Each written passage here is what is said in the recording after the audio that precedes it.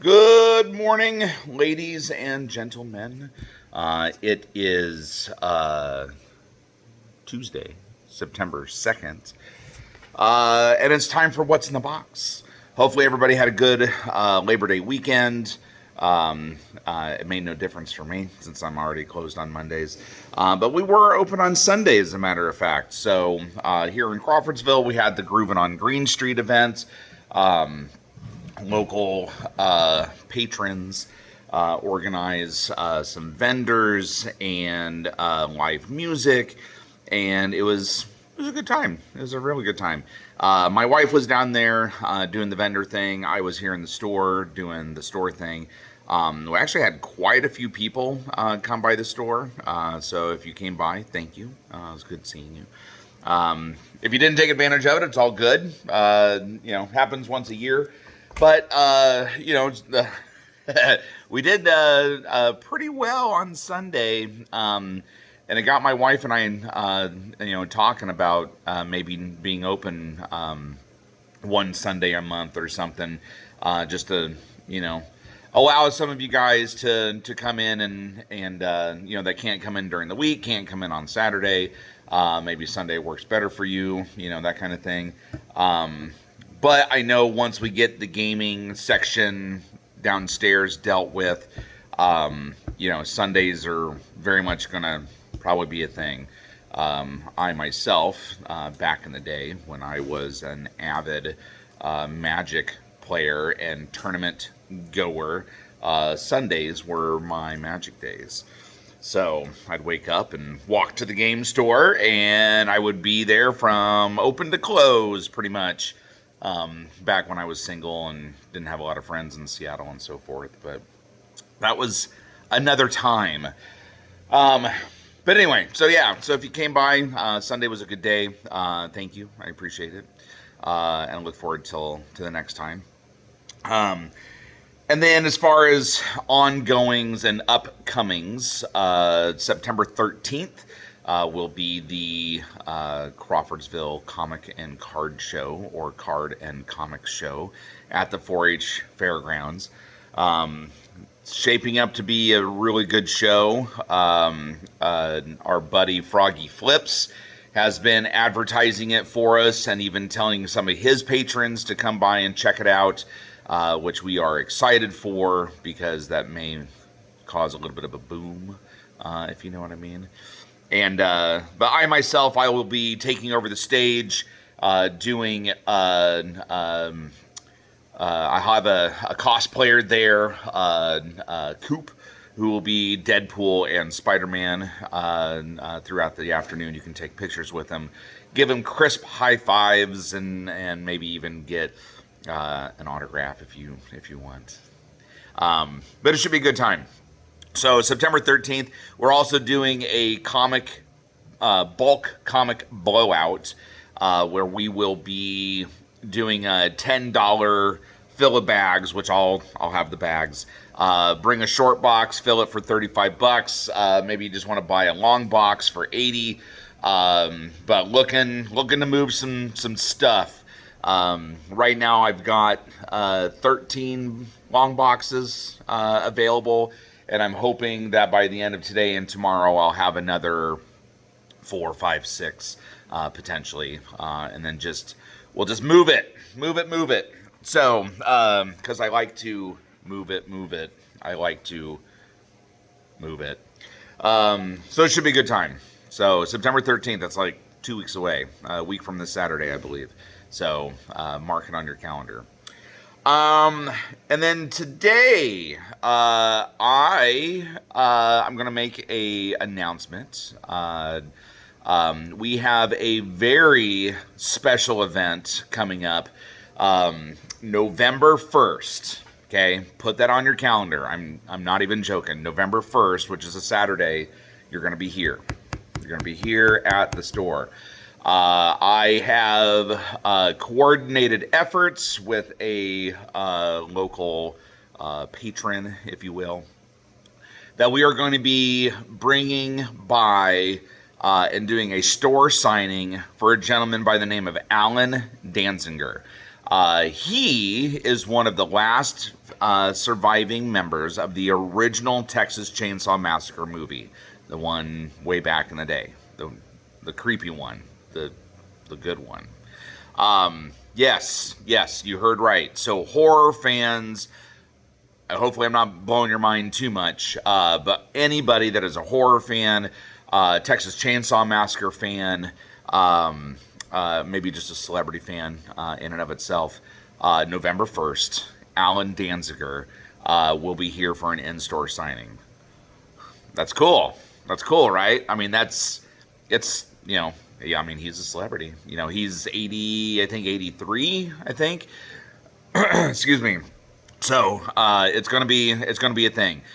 We are targeting 1 to 4 that afternoon for the signing, so it's not gonna be an all-day thing.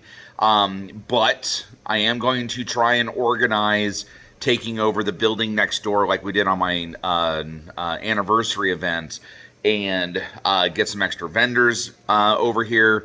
Do more of a spooky, Halloween-y thing, because Friday is Halloween, October 31st, and then November 1st will be the signing. So we're just going to lean into it. We're going to totally lean into it. I myself will probably dress up.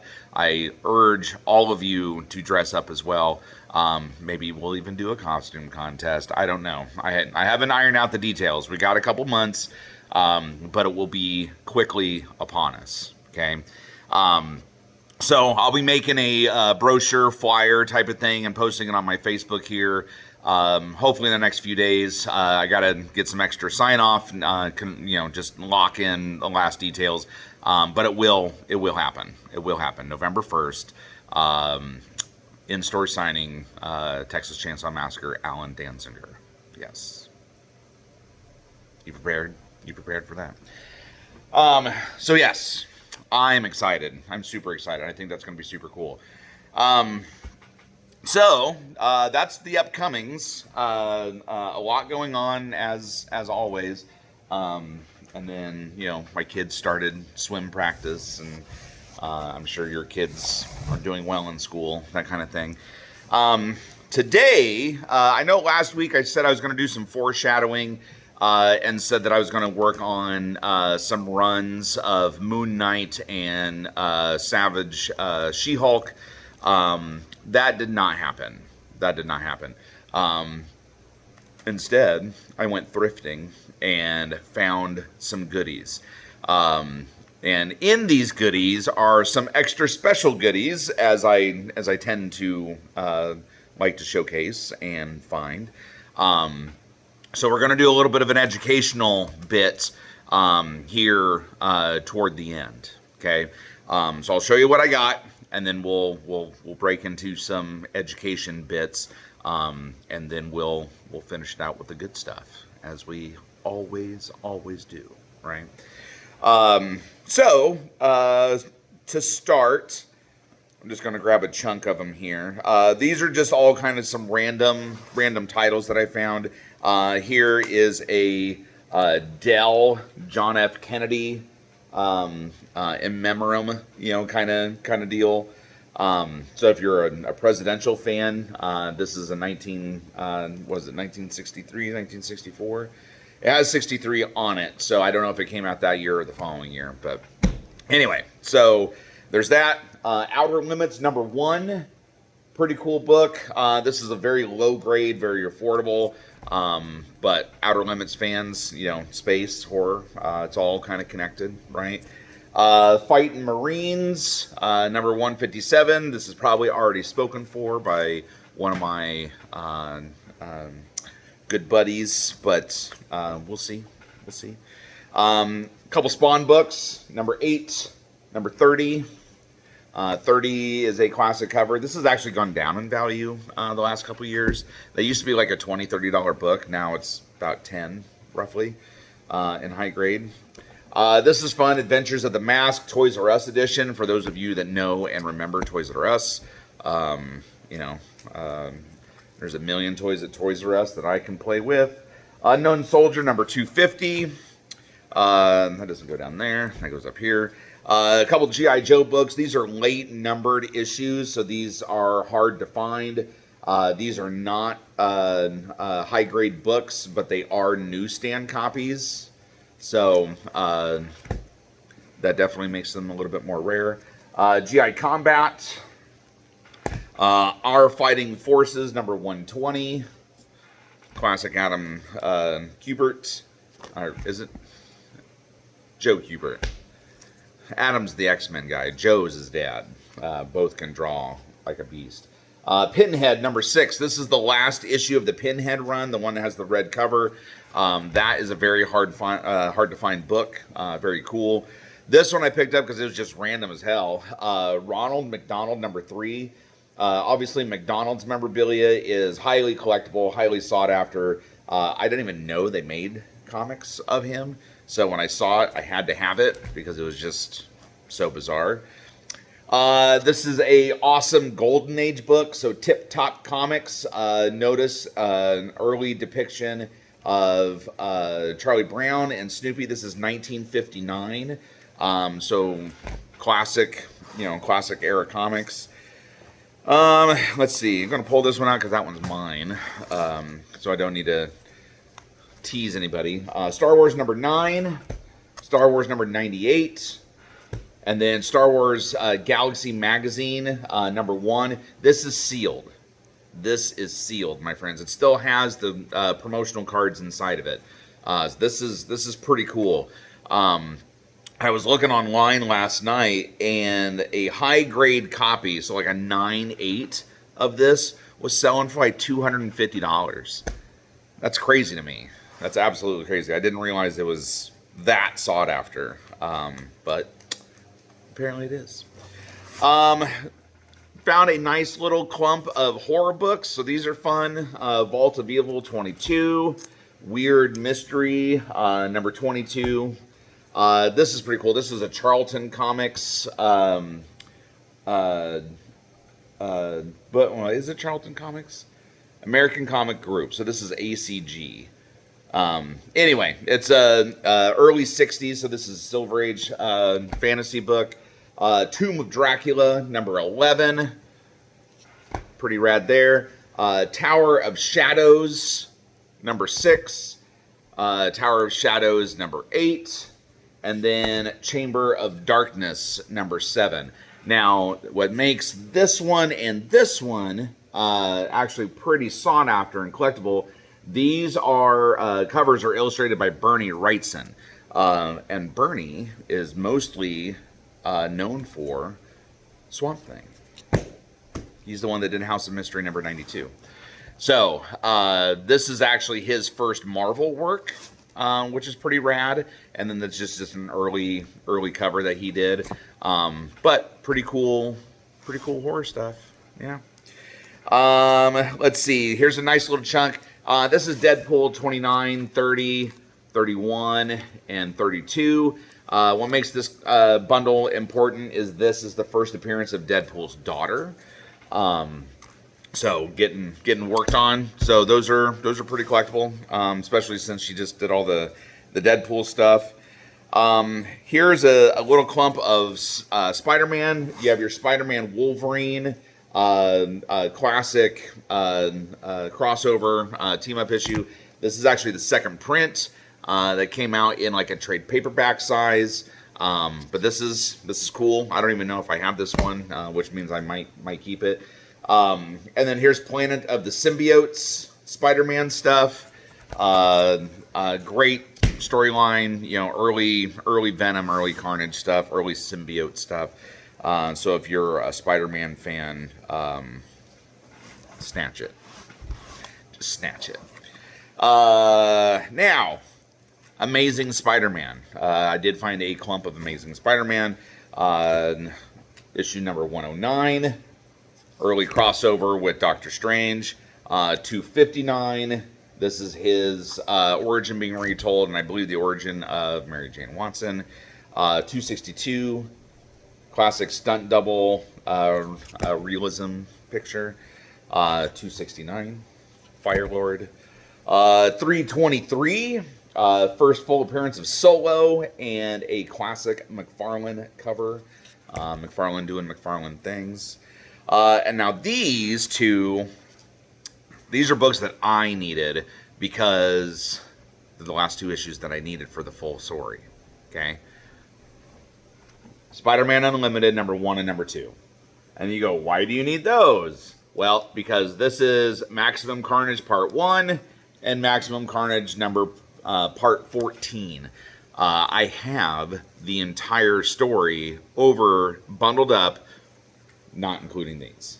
So, what that means is that by the end of today, if not in the next couple of hours, that bundle's going to get broke apart, and I'm going to have a full run of Maximum Carnage in here available for purchase. So, if you have never owned a Maximum Carnage run, or maybe you just want another set of Maximum Carnage, Spider-Man and His Amazing Friends. This is the first appearance of Firestar. This is actually a very high-grade copy. This is a very, very cool book. Spider-Man Special Edition. This is the Trial of Venom. I believe this was a mail away. I could be wrong on that, so don't quote me. But this is a kind of a hard to find book. It's nice and embossed. It's a very clean, very, very cool book. I've actually never owned it until about a month and a half ago when I got 2 of them. So that's pretty cool. I now own one, and now you can own one. This came out of my personal because I don't need it anymore. This is X-Men number 5. This is the not for resale toy edition. I don't remember which one this was paired with.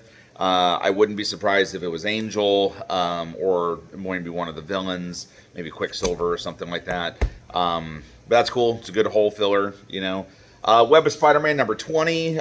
This is the classic, what is it, 20 or 25th anniversary? 25th anniversary of Marvel, where they bordered it with all the heroes, Marvel heroes. And they released one of these across all Marvel titles at the time. So there's like 20 some of them. Very hard to find.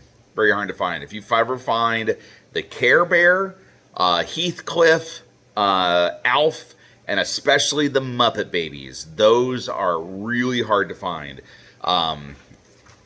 It's the obscure stuff, man. You know, it's just like toy shopping. You go out there and everybody wants Leonardo and Donatello and Michelangelo, but nobody wants Ray Fillet, you know. And then come 30 years later, when everybody's trying to sell their Donatellos and Michelangelos, nobody wants the Turtles because everybody already has the Turtles. Everybody's looking for freaking Ray Fillet because they didn't sell. You know, they went back or got destroyed or whatever. You know, so much, you know, just like all hobbies, you know, you have to get all of them, you know, when they come out because you get the popular ones. And that's where you think the money is, but 30 years later, it's the unpopular ones that end up costing you an arm and a leg because of, you know, the rarity and the obscurity. It's just like, was it Star Wars, you know, the 1970s toys? I think one of them, was it Akbar, or like the slug guy or something, like the weird flatworm looking guy. Like those are expensive, you know, because again, nobody bought them, nobody collected them, so everybody's looking for them now, and they're like $600 or $700 or something stupid. So I don't know. Comment on the video and tell me so I can further my knowledge and fact check me. Web of Spider-Man number 100. I had several of these as a kid. Me and my friends all had this one. We all thought it was super cool. You know, the foilies, the classic foils. Look at the spider webs. Yeah, super cool. First appearance of the spider armor. So that's pretty cool. Pretty rad. And then here's just kind of a clump of random things. Here's a Wonder Woman 218. Challengers of the Unknown, number 64. Aquaman, number 48. Superman, number 218. Apparently having custody battles and fight with his supposed wife who fathered a super child. Weird storylines from the 60s, right? This one, Green Lantern, number 63, classic cover. Just a great book. I want to say that was Neil Adams on that one, but I could be very wrong. Lois Lane, number 102. She's fainted. Superman's got her though. Jimmy Olsen, number 149. Right, and then another Jimmy Olsen. This is number 151. There are bug people, or bugs invading somewhere. Let's see. Another clump of random stuff. X-Men. God loves, man hates, right? Man kills. God loves, man kills. Important issue, Alpha Flight number 33. This is the first appearance of Lady Deathstrike. So you X-Men fans, that's a must-have book. This is also kind of a must-have book. This is one of the first books that I ever had when I was little. To kind of give you an idea. Again, I was a huge X-Men fan. But when this came out, I was like, oh my God. I remember when Walmart had them on the shelf, and I begged my dad to let me have it. I mean, it was $5 is what this was, and it comes with a card right here. So, see, there's the card. But it's a special edition X-Men book. This one is Adam Kubert. About 90% sure on that one. But just quintessential X-Men. And then Punisher number 4. This is his miniseries book. So that series is very hard to find. At least in completion, I should say. I'm kind of taking my time through these because these are some cool things, man. These are some cool things. Batman. I don't know how much of this will actually hit the shelf. I need to check my collection because I collect Batman, especially old Batman. But here's number 218, right? Kind of a big boy. These will be for sale. This was quite. I love this. So this is Death of the Family. Or excuse me, Death in the Family. I always forget. I get those two mixed up. Death in the Family. This is where Joker kills Robin, right? This was the call a phone number, and they all thought, oh yeah, they're going to save Robin. Nope. Everybody called and said, kill Robin. Make it happen. We dare you. Well, they did, and Joker got away. But anyway, so this is the full 4-issue series. Notice that's Mike Mignola that signed this book. He's the one that did the cover art for all 4 of these. But notice that the part 1, so this is number 426, part 1, signed by Mignola.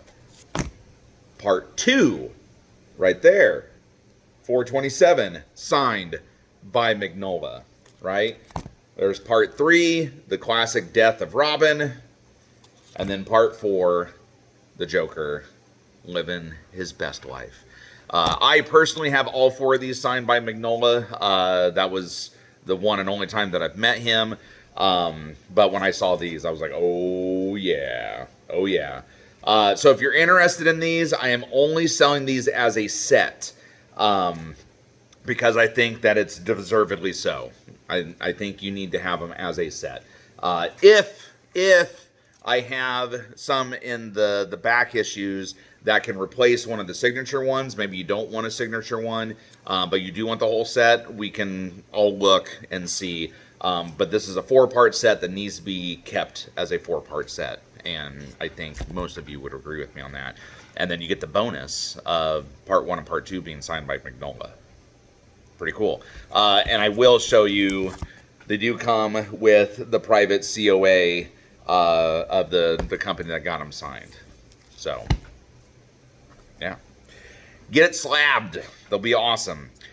This one will definitely stay with me. Wanted to show this one off, though. Detective Comics number 270. This is 1959 Batman. This is Golden Age Batman. I just had to have it when I saw it. I don't own any Golden Age Batman.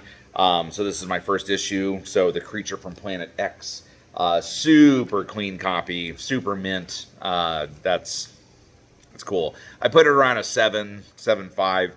It does have a stamp on the front cover, which takes away from the value, and it's got a little corner issue. But other than that, it's beautiful. Detective Comics number 361. I know I already have that one, so that'll be up for grabs. 374. 377, 390, 423. This one, the cover's detached on it, so it's only $5, but it's still a hole filler. Old Detective Comics. 427. And then this one is a DC Supergiant that reprints some Brave and Bold stuff. So, but that's pretty cool, right? Okay. Gosh, there's still so much good stuff. Batman Dark Knight, number 3. Now we're shifting into some Marvel stuff. You got Captain America, 139, 140, 141, I believe. 142, sorry. And then 148, classic Red Skull. 333, which is the new Captain America. Can't remember what his name is off the top of my head. Horrible. What If, number 4. So what if Spider-Man kept the black suit? That's just a classic book. And then shifting into some Avengers. Number 59. This is the first Yellow Jacket. That's a big boy book. This is number 88. This is number 89. And then I have 2 number 90s. Funny, both of them have the exact same issue where the top staple popped on the cover. Lame. I know, lame. And then this one, Avengers 114. This one I'm going to set aside for a moment because that's going to be part of our conversation later. Let's see. Iron Man number 17. Iron Man number 40. Iron Man number 41. Again with the 25th anniversary cover. Iron Man 212. Oh, goodness. Getting the end of the box here. Thor number 177. 189. 190. And then 194. 195. 201. 202. 209. 213. And then King Size Special number 4. So a lot of Silver Age, Avengers, Thor, Captain America, and Iron Man right there. Some cool stuff. Fantastic Four number 113. Another Silver Age book. Another on the cusp. Because this is early 70s. The Warlock number 3 and number 8. And that one I'm going to also set aside. And you're wondering, why is he putting Avengers and Warlock together? Well, it will make sense soon. I promise. Marvel 2-in-1, number 30. This is the second full appearance of Spider-Woman. Pretty cool. Doctor Strange 172. Beautiful book. Love the cover. Love it.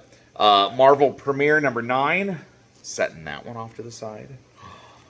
Anticipation is building. Marvel Premiere number 11. Also setting that aside. Number 13. Also setting that aside. Daredevil 89. Daredevil 93. Daredevil 182. And then an Infinity Gauntlet number 1. So, that's some cool shizzle dizzle, right? Lots, again, now you understand why I had to forego the Moon Knight and the She-Hulk. Because when I found these, I was like, well, duh, I'm going to have to grab those. And then, so since I was pressed for content for this video, I was like, sure, let's make it happen. Absolutely. Let's just do a bunch of Silver Age stuff. I mean, that seems legit. Now, the cool stuff and my public service announcement for the day. I gotta get these in here without bending them. You're bending it.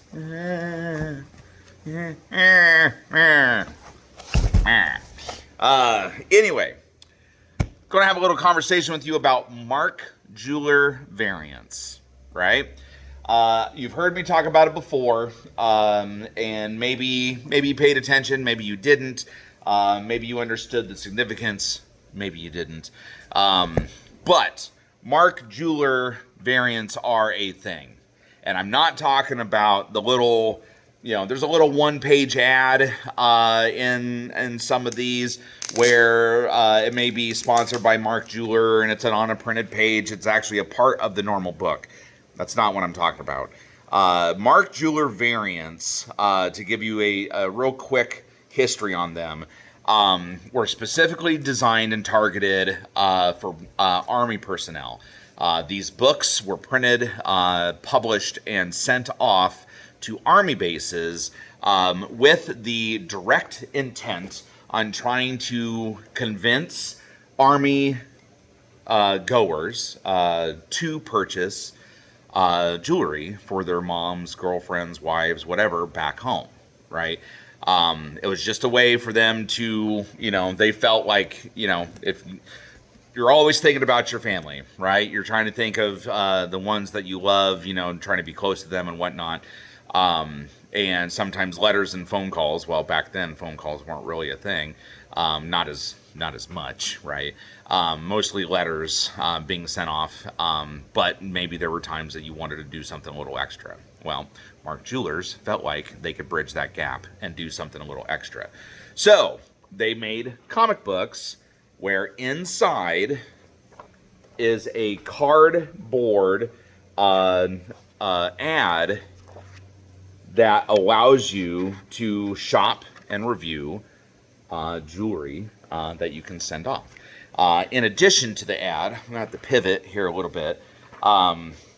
In the front page of this book specifically is a Army Alka-Seltzer ad, right? And then once you turn it, then there's another ad on the back part of that. And then starts the comic book. So not only are you getting the Mark Jeweler insert inside, you're also getting an advert that is specific to Army personnel, right?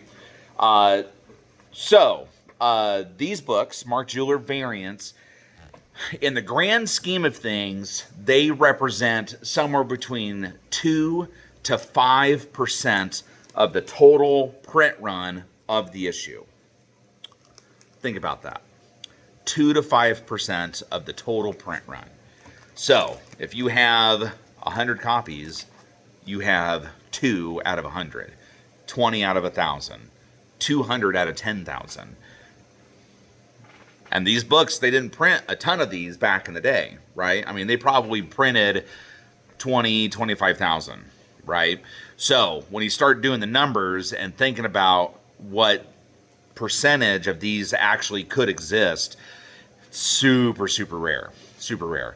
Now, as far as collectability is concerned, there are two sides to the argument, right? Your average collector is going to look at this and go, cool, but I'm not paying, an extra $30, $40, $50 or whatever it may be for a book that it just has an ad. Like I want to spend $10 on this, not $50, right? Totally get it. That is your decision. It's the same reason, it's all about numbers. It's all about print runs. It's all about rarity and obscurity.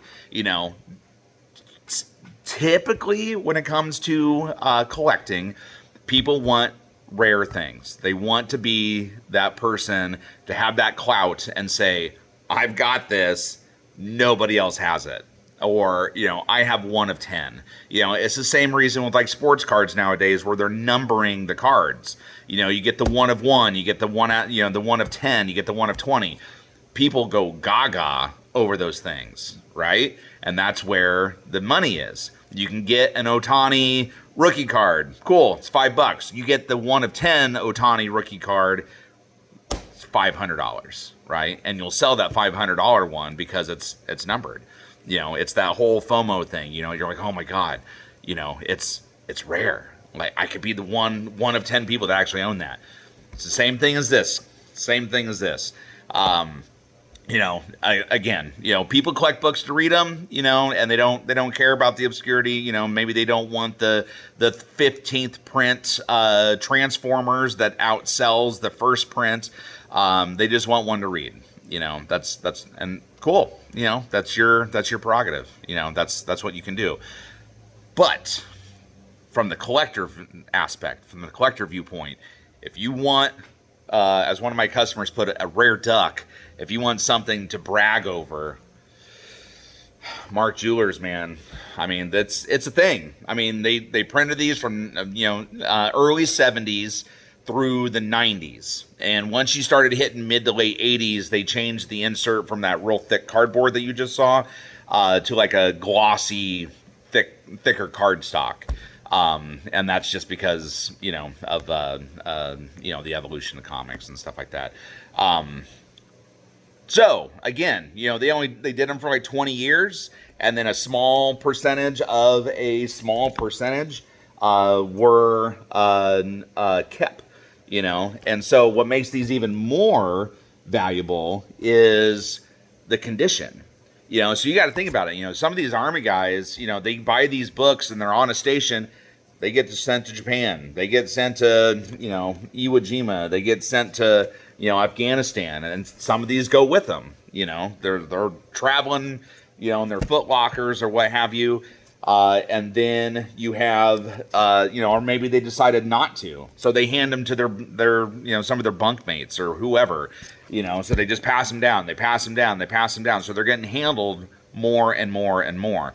So now, not only are you talking about a percentage of a print run, now you're talking about a book that has been handled repeatedly that, if you're able to find a high grade, a high, book that was actually well maintained and well taken care of, now you're talking. Now you're talking about a percentage of a percentage of a percentage, and it turns into a thing. It turns into a thing. Some people foam at the mouth for Mark Jeweler variants, and will do anything they can to get them. Other people, not so much. Not so much. So that's your history lesson. When you're looking at comic books, if you ever find a comic with a Mark Jeweler variant in it, grab it. Grab it. Even if you're not into it, even if you don't overvalue or value it above a normal copy, if it's priced the same, Pepsi Coke kind of scenario, grab it. Every time. Every time. Now, those are all Mark Jeweler variants. After that speech, see what I found? This is going to blow your mind. It's going to blow your mind. That is a Hulk 180, my friends. Look how beautiful that is. Look how beautiful that is. Now, let me pivot. There's your Mark Jeweler. There's your cardstock Mark Jeweler insert inside of a Hulk 180. Now, for those of you who don't remember, Hulk 180, first cameo appearance of Wolverine.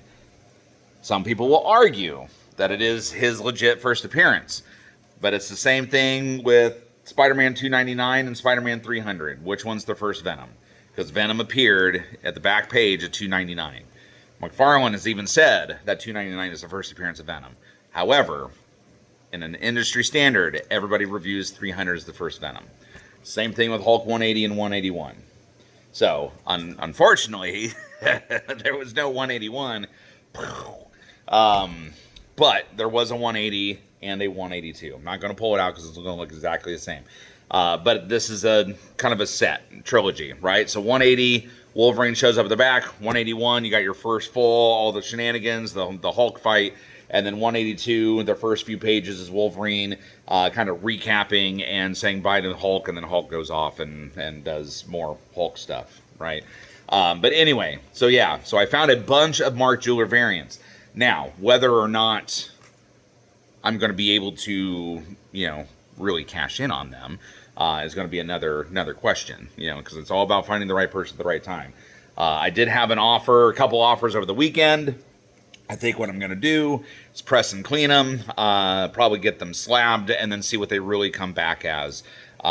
because there's too much of a gray area when they come to this type of thing. However, if somebody came in with a bunch of cash money and just threw it on the table, that made me not say no, then we'll go from there. One other thing I'll point out with Mark Jeweler variants, something to keep an eye on for. One gentleman and I was talking over the weekend that he felt like this actually made the book more rare, which I've seen the argument for both. I don't necessarily agree with it, just because the Mark Jeweler variant in and of itself is